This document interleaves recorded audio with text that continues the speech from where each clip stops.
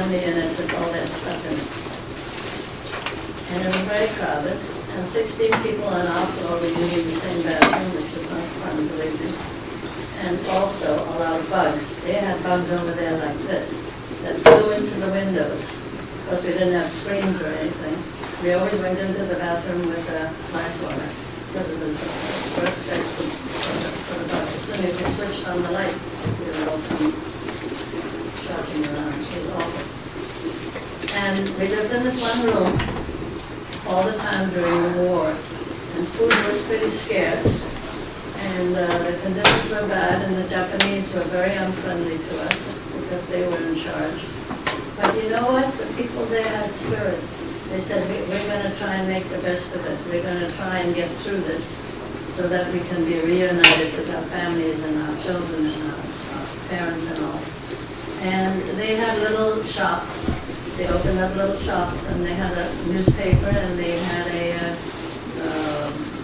radio station, a small radio station. But if you were caught listening to America or the BBC, the Japanese would take you away and beat you up.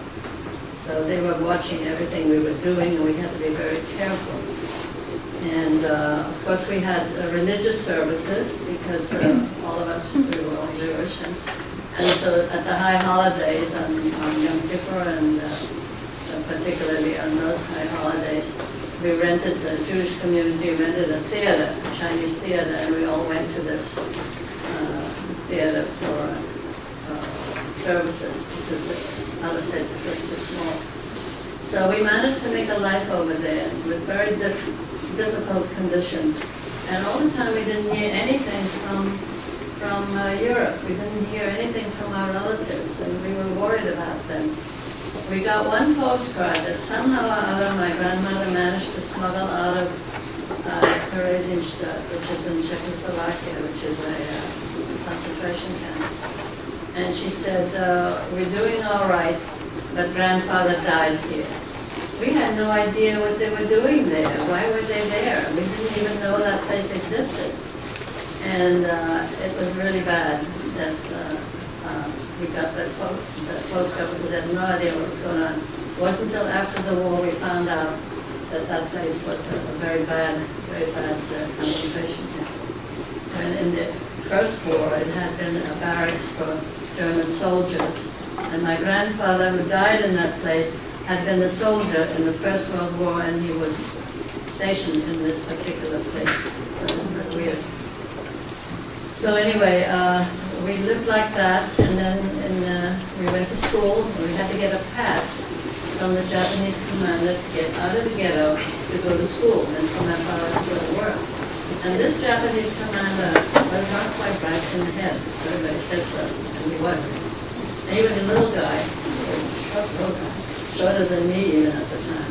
And he had all his medals on, and he was a little bit, like I say, he was a little bit crazy, and he didn't like tall people. So what did he do?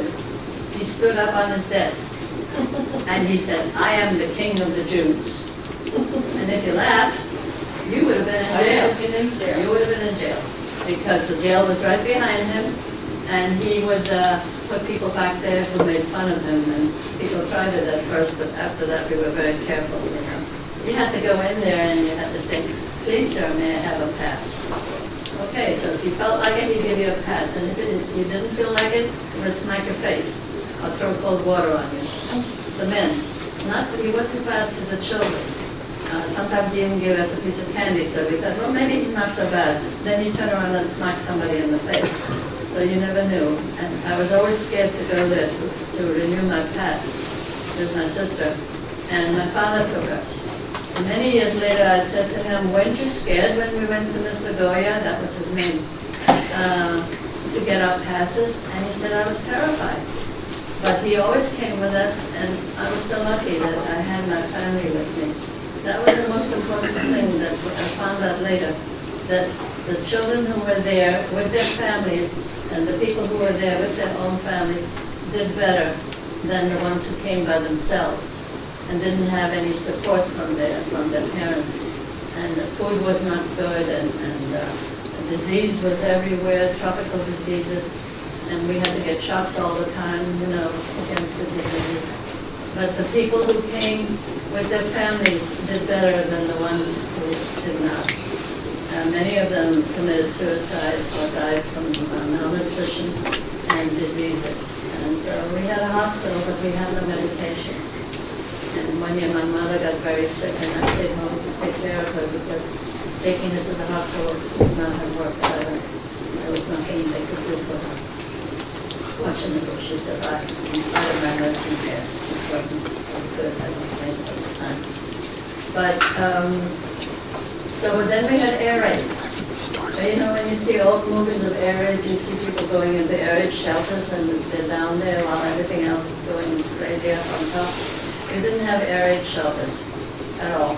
So we all went downstairs to my landlord's place on the first floor, and he had a little restaurant.